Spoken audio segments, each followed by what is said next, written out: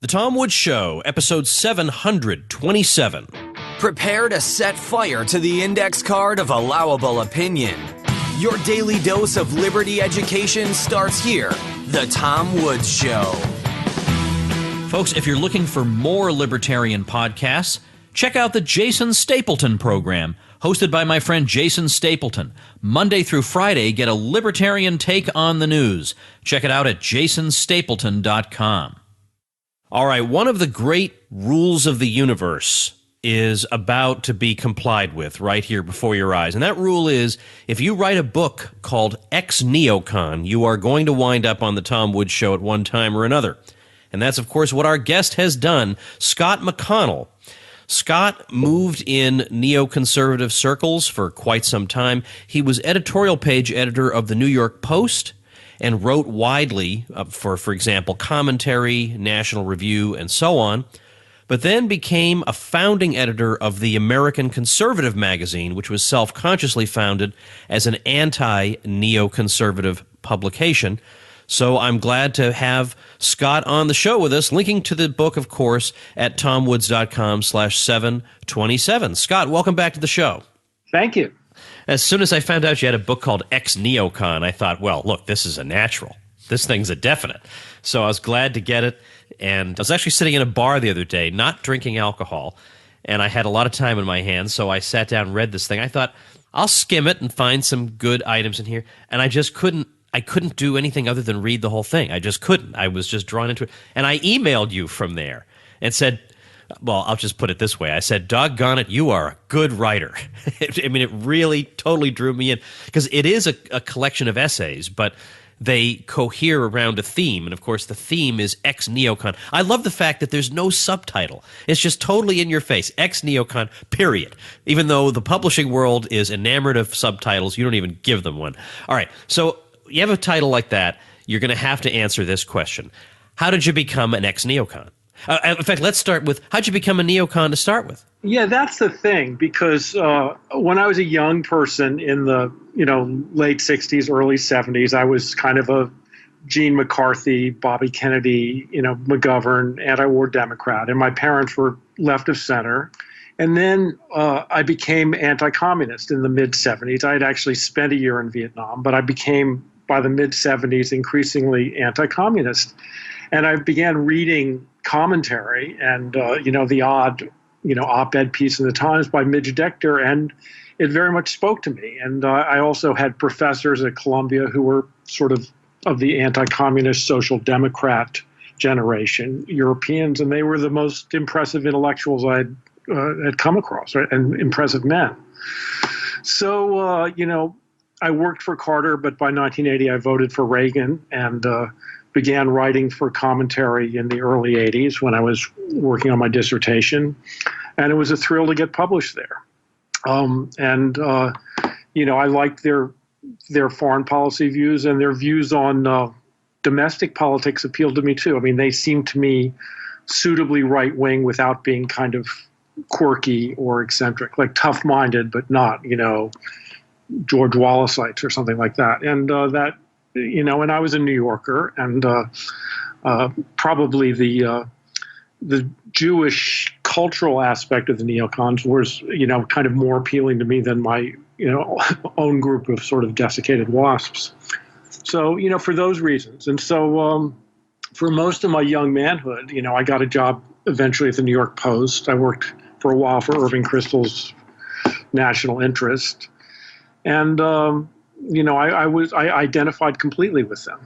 So how did I become X? Well, actually, before you go on, it's occurring to me that I've had a lot of people start listening to the show only recently, and I don't want to assume everybody knows what the term neocon means. We all use it, and we assume everybody knows what it means, but how would you define it? Well, it's an intellectual group of people who used to be ex-Democrats, and sometimes before that, generations ago, they were on the further left. Mostly urbanites, I would say, half or more Jewish in their inception, who left the Democratic Party kind of out of the feeling the Democrats had gone left out of the 60s, and they migrated to the Republican Party and to the conservative movement. And they became increasingly influential within the conservative movement, and then bit by bit they began pushing people out or marginalizing other people in the conservative movement, so that they are now, pretty much hold hegemonic positions in the like major think tanks and magazines and stuff of the Republican Party. But this was a long and slow process. But it wasn't like William Crystal, who's the editor of an important magazine, the Weekly Standard, is the son of Irving Crystal, and John Podhoretz is the editor of Commentaries of Summit. Norman Podhoretz, and Irving and Norman Podhoretz used to be, Crystal's been a Republican for a long time, but they used to be Democrats, and then they became Republicans and conservatives, and then they became the major tastemakers of conservatism. Well, I get the sense from your book that you hold Norman, even now, in higher regard than you do John. Well, sure. Everybody does. Norman is... And Irving versus Bill, likewise. Yes. They're kind of really top-level intellectual battlers. They're from, modest backgrounds. They're smart. They're energetic. They never got bored with their work. And, it's classical to tell that, sons of successful people are, seldom, they usually are not rise to the level of their fathers. And, John Podhoretz, Bill Crystal is a kind of talented, smart political entrepreneur. John Podhoretz would be, have a very average career were he not Norman's son, don't you think? Yeah, I don't think there's any question about either of these things. And especially, my gosh, that track record that Bill Crystal has on being so overwhelming. It's not an urban legend that he's just overwhelmingly, consistently wrong about really important things. And I do want to get to the chapter in your book about the Weekly Standards War. That really was a chilling essay to me. But so let's go back. So what gives you second thoughts? What is there in the neoconservative message, the specifically neoconservative one, that makes you think, I'm not so sure I belong among this group anymore? Well, there were two issues. Sometime in the 90s, I found that I was increasingly sympathetic to it's time for the United States to slow down immigration. Essays which began being published in National Review when it was edited by John O'Sullivan and stuff like that. And I learned a lot about immigration. And I thought, I'm not a nativist or a xenophobe, but, we could have a kind of a nice slow down or pause and assimilate this big dose of new immigrants that has come over from the 70s and the 90s. And the neocons were really, really not amused. They were actively hostile to, they to a surprisingly degree, a shocking degree, they fought to marginalize people who thought that we should slow down immigration and, tried to get them fired from their jobs, literally, in many important cases, including O'Sullivan's. And it seems so odd to me because they were quick to, wield out, left-wing terms like, racist, bigot, xenophobe. And they were, also at the same time, passionate supporters of Israel. And it never occurred to anyone to say, well, you support exactly the kind of ethnic solidarity for Israel very passionately that you oppose for the United States. And, why is that? So that, you don't it would be kind of hostile to say that to people who are your friends and colleagues, so you don't say it. But, eventually, it comes out. And, of course, by 2000, I worked for Pat Buchanan's campaign. And Buchanan had been a kind of early opponent of the neocons, a premature anti-neoconservative. And that pretty much ended my association with neoconservatives. And then when after 9/11, it was clear to all Buchananites and a few other people that the neocons were going to try to use America's kind of anger and desire for revenge and need to strike back at somebody to pursue their own agenda, which was like taking out a lot of Middle Eastern states, which they did, and that's where the Iraq War came from. One of the big reasons, a big contributing factors to the Iraq War.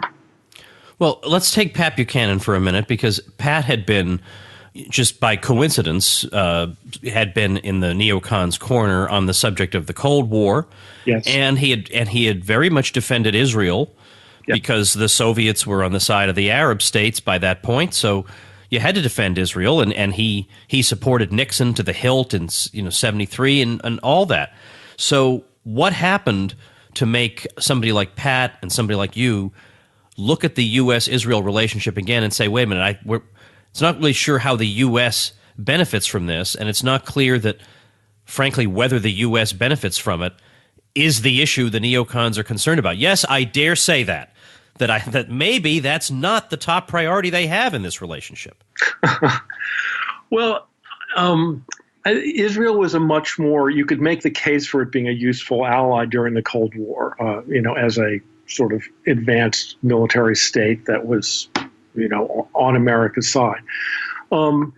Once the Cold War was over, then the fact that Israel was, occupying land that it had no right to and was oppressing the original people there, the Palestinians, just, rises in importance. And that, I think a lot of people began to notice that in the 1980s, maybe with Israel's invasion of Lebanon or the first intifadas, the Palestinian, civil uprisings in the late 80s.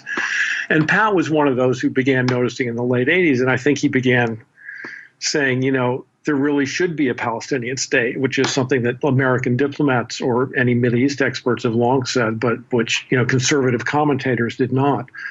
So he was, as in so many cases, like, early on with, a kind of courageous position. And, maybe for that reason, Pat was also an early opponent of the first Iraq War, which though I had my doubts about it, was not. But, Buchanan is, I think, a major, trailbreaker for a lot of other people. I mean, he was, 10, 15 years ahead of me on all these questions, but I eventually moved in his direction. All right.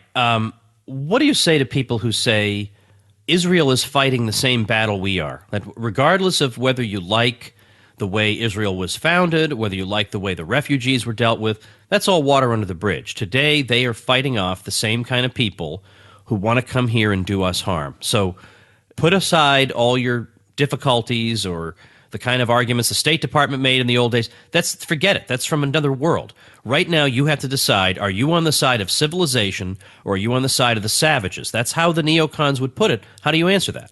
No, I think that's a very interesting thing to parse because, and I have to admit in the last few years, it's hard to care as much about Israel-Palestine when there's so much else going on in the Mideast that is terrible.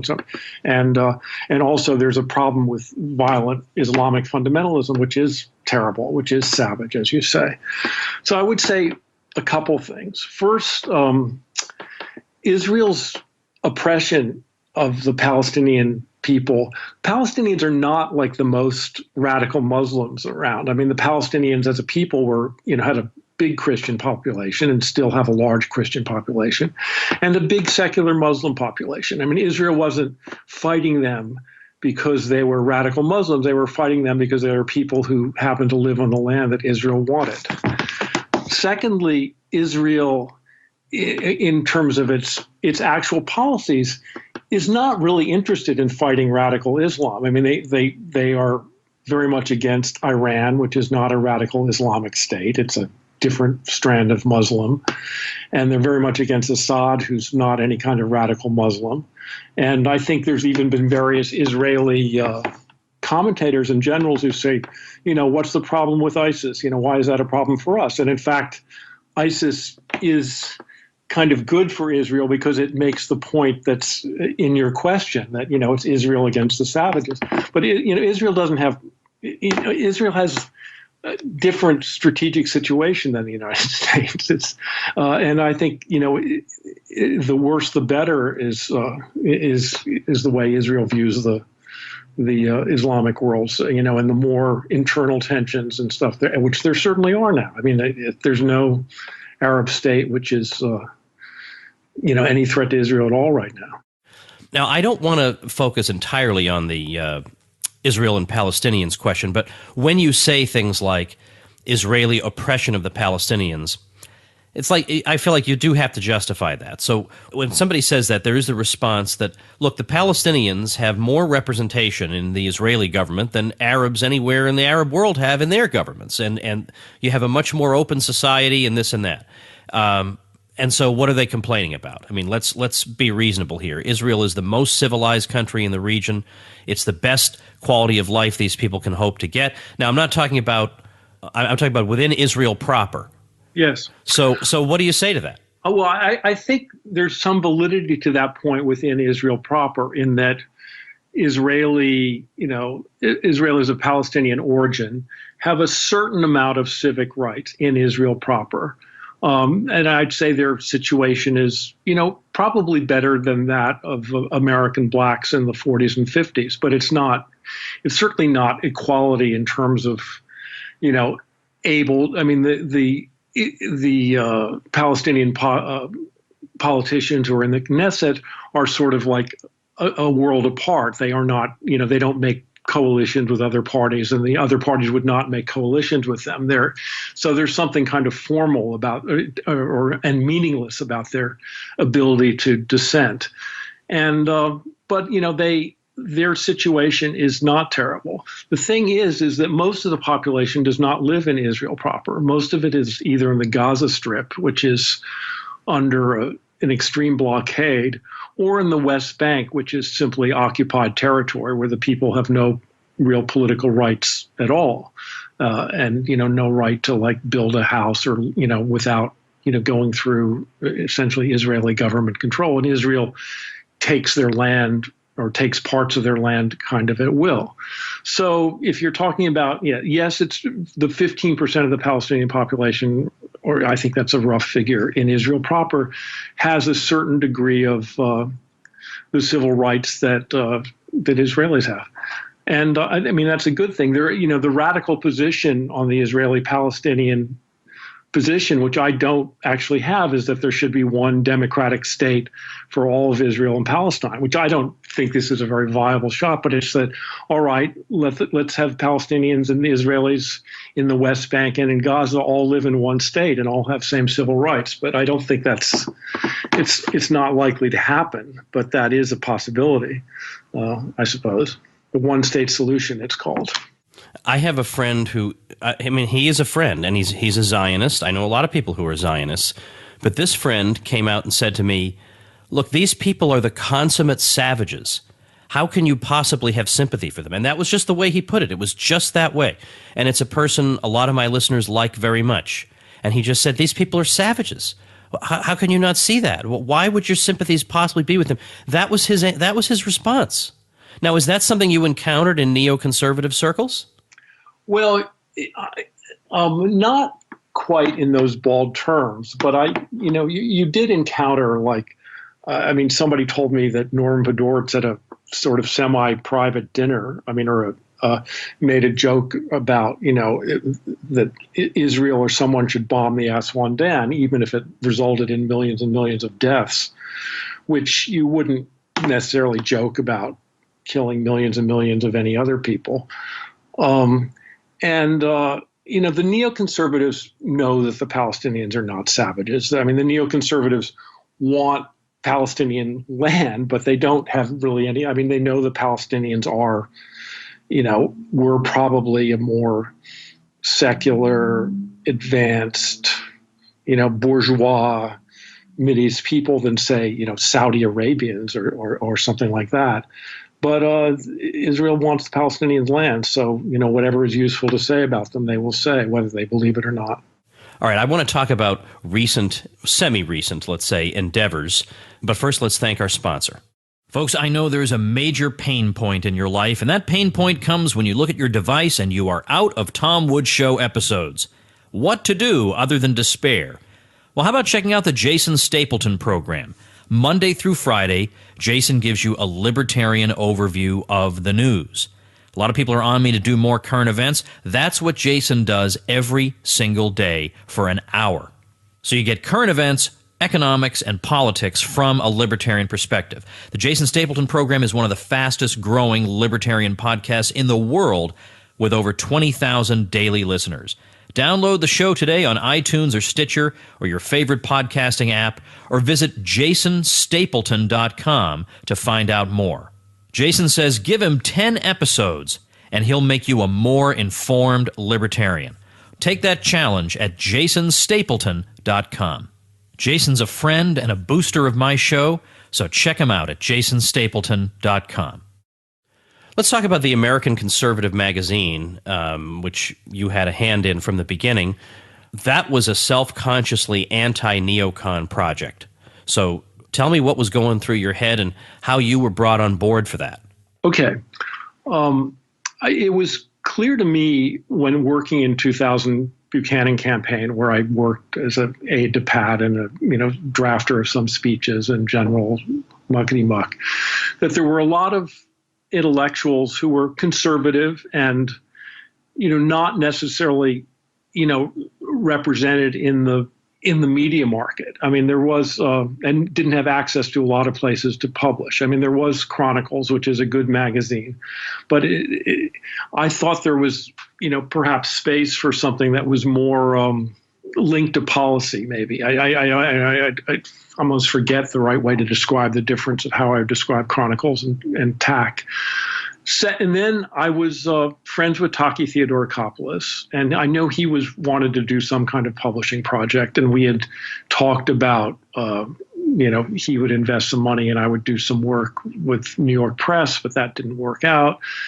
And then I said, well, and I didn't really have any great idea how Taki could start a magazine by himself, but I said, look, why don't we, I know Pat, I know Taki, we could, start a magazine together that would, and all these questions were coming up in the year before the Iraq War. It was sort of clear that this big push towards war, and there were a fair number of conservative intellectuals who were just skeptical about this and knew it. And so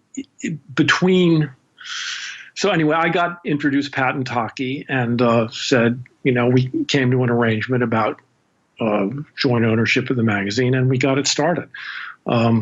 And the niche was that at a time when all the conservatives in the country were gung-ho about invading a country that had nothing to do with 9/11, there would be a voice saying no. And that, as the ridiculousness of George W. Bush's Iraq policy became clear, that voice would grow from something very small to something more significant and more respected. Well, now there's real turmoil on the right. There's a complete upheaval with Donald Trump at the center of it. But it's more than that, really. Even if there hadn't been, Donald Trump is a symptom of something deeper. Yes. And Donald Trump is not really, as we can all see, very ideologically clear. Yeah, I think even in his own mind, I think he has some basic sense of where he stands. But he's certainly not a Scott McConnell, and he's not a Tom Woods in that sense. But there is a group that has arisen recently, and I think you know what I'm talking about, the so-called alt-right. These people are not quite the same, although there's an overlap in a Venn diagram between them and the paleo-conservatives. They really are an entity unto themselves, and I know I need to do at least one episode on them. And I just don't care what people say anymore. I have enough listeners that I just don't. Doesn't matter to me. If I cover a sensitive subject and somebody's too much of a snowflake to listen anymore, then go. Just go. This was not the podcast for you to start with if I can't talk about interesting subjects. So I know I've got to do a whole show on that, but I'm curious to know your thoughts about this group known as the alt-right. Yeah, I know some of the people involved, and the person who's credited with coining the term, I don't know correctly or not, Richard Spencer was for 6 months an assistant editor of TAC about 9 years ago. And I recently was interviewed by Mother Jones about him, and it's true we let Richard go because despite the fact that there being a Venn diagram, I think he was going in a different direction. The alt-right, I guess, puts white identity, front and center to a degree which just seems, it's just not me, and it's not most of the writers at TAC, and it's not Pat Buchanan particularly, for that matter either. And they're probably more skeptical. I mean, I think that implicit in their in their ideology is that America has failed, and that multiracial, multicultural states are doomed to failure. And I don't, I'm not there, and I hope I don't ever get there, though it's, you can certainly imagine scenarios under which their vision, which would be probably a pretty unpleasant and violent vision, would come to pass. But yes, I mean, I know some of those folks, and I think, the way I describe the differences are the way they are. But they're part of a Venn diagram. There's an intersection between them and the paleos. Yes. I guess what seems reasonable to me about them is that what they're fundamentally questioning is the neocon Straussian line that the United States is a propositional nation. They're questioning whether there really can be such a thing as a propositional nation. It sounds in principle like that should work, that everybody settles at a particular place and they all agree to adopt, they've all adopted the same philosophical views. Now, first of all, that's a huge assumption because that doesn't really seem to work that way, especially when your policy is to invite people from all over the place who have radically different views from you.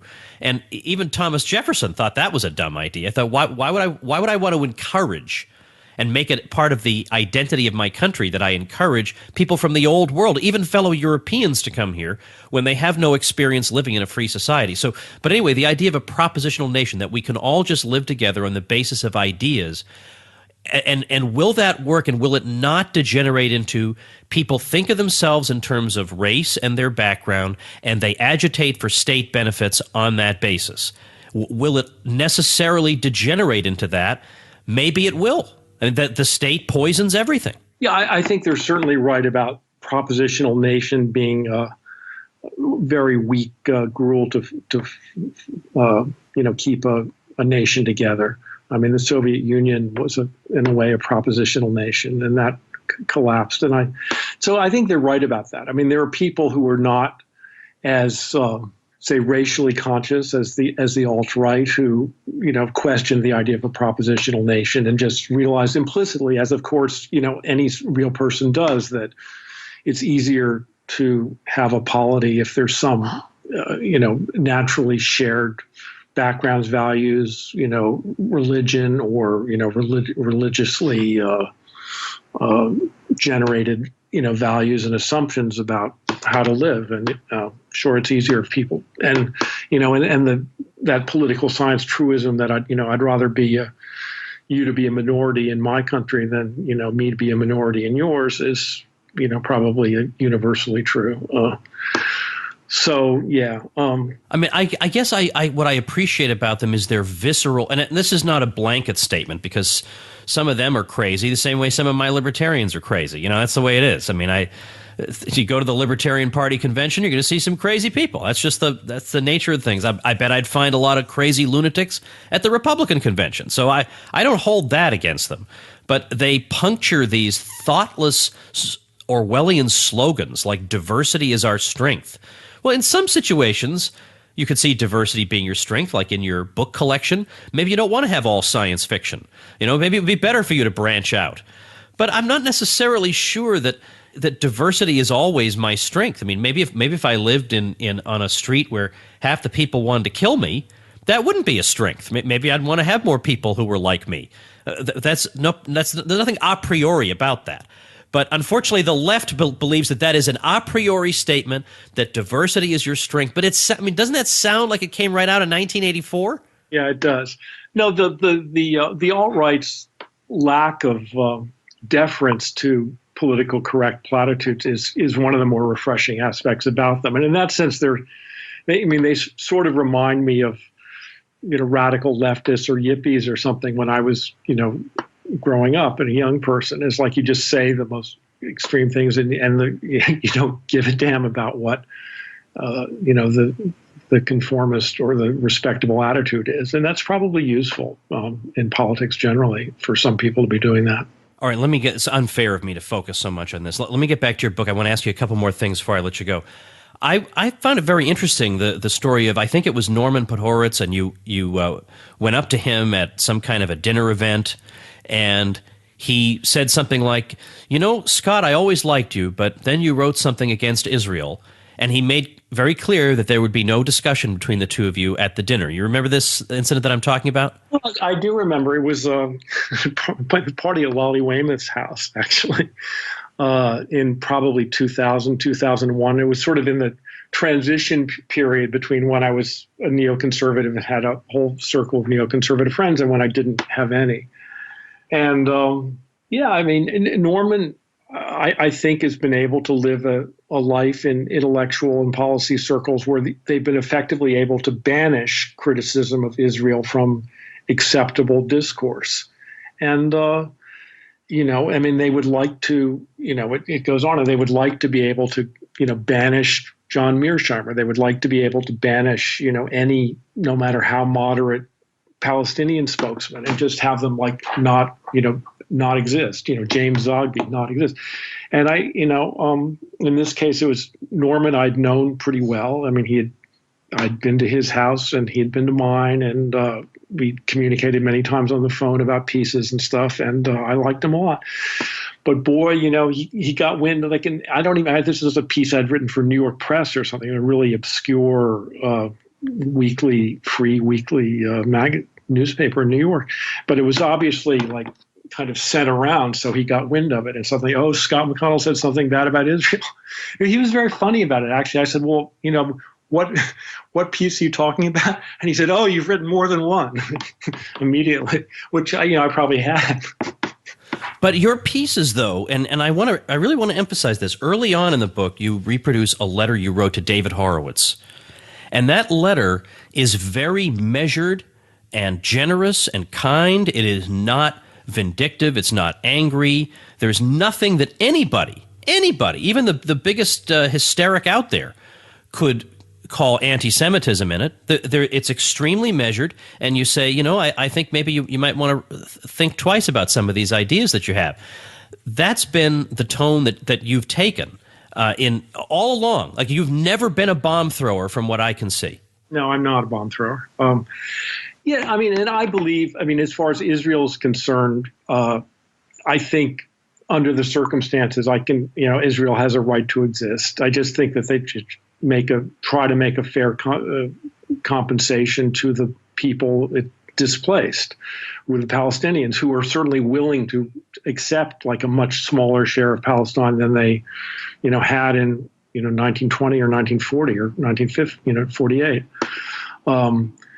And I'm not one of these people who think that, you know, Israel is some, you know, the existence of Israel is some, completely off the wall sin. And because in terms of what's, you know, peoples and nations have done, it's not.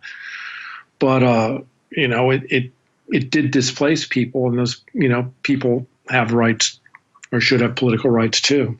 And, I think anti-Semitism, as far as I know, I mean, my life is so integrated and has been always with Jews. I have not, I don't think, been called an anti-Semite, not by David Horowitz, certainly, and not by the Podoricis. And that's kind of their nuclear weapon. But Well, one last thing I want to ask you about, because you have this chapter on the Weekly Standard's war, and in there you talk about how successful the Weekly Standard has been, that it's hard to think of a magazine that's had this kind of success. If by success you mean not necessarily financial success, but influence and getting its ideas accepted and acted upon in high circles. So say something about that, the relationship between that magazine and that war. Well, they had been agitating for a war against Iraq almost from their inception, and certainly from the late 90s onward, meaning like, you know, every couple of months there'd be some cover story about Saddam Hussein is building nuclear weapons, you know, and, you know, then lots of serious people would be quoted saying, you know, we have to deal with this. And, you know, basically Bill Clinton was not going to start. He's not going to start a war with Iraq, and most Republicans weren't either. Even Dick Cheney. It wasn't on George Bush's and Dick Cheney's agenda at all. And then came 9/11, and suddenly, you know, there was the Weekly Standard was the spearhead of this remarkable propaganda effort, which basically said that George W. Bush will be appeasing or surrendering in the war on terror if he doesn't attack Iraq, which, I mean, Iraq had nothing to do with 9/11, nothing to do with, radical Islam, didn't have nuclear weapons, any of that stuff.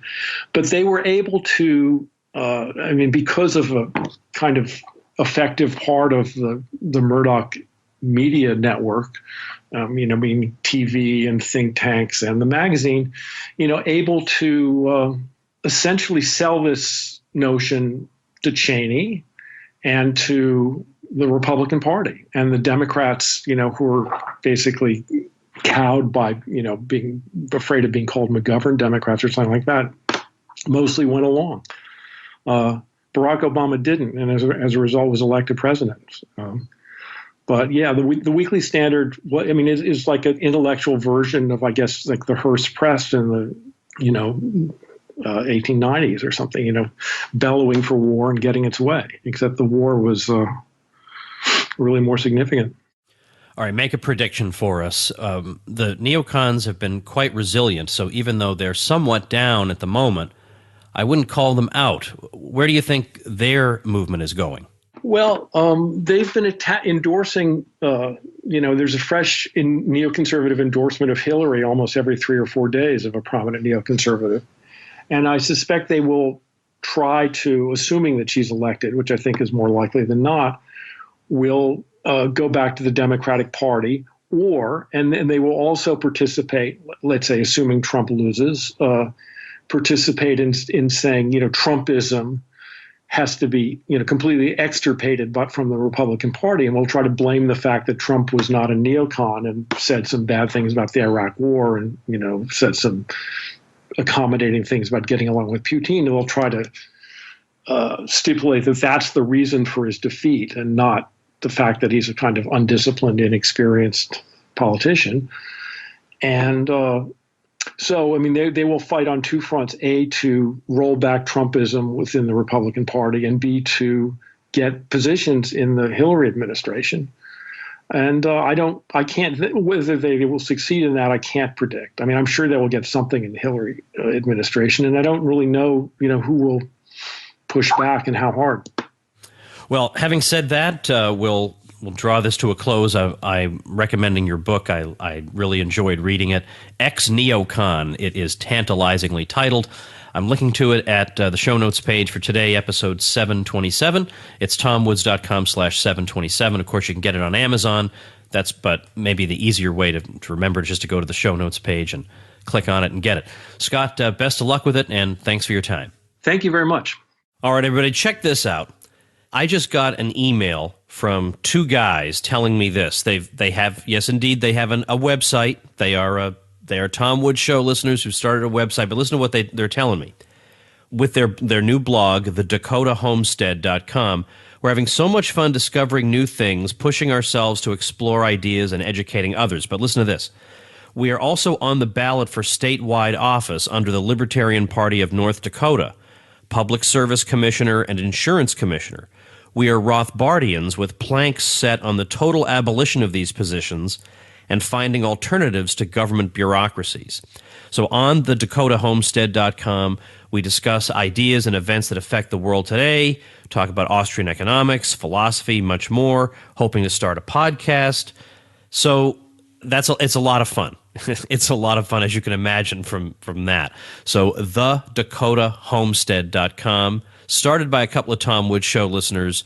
I urge you to check that out. I'm going to link to them as the listener website mentioned at tomwoods.com/727. And just remember, if you want to get a little boost when you're starting a blog or a website, before you start it, make sure it's before you start it, you check out tomwoods.com/publicity. I got lots of goodies for you, but they don't do you no good unless you look at them before you even get started on that blog or website. All right, tomorrow we're going to be talking once again about free trade, because I'm not sure we've quite hit it yet on that subject, because I think that's an area where people say, look, I'm either going to believe my own eyes or I'm going to believe libertarian theories. So which one am I going to take? So we're going to attack this one once and for all. If all goes well, that is our topic for episode 728, and I hope you'll be with me for that.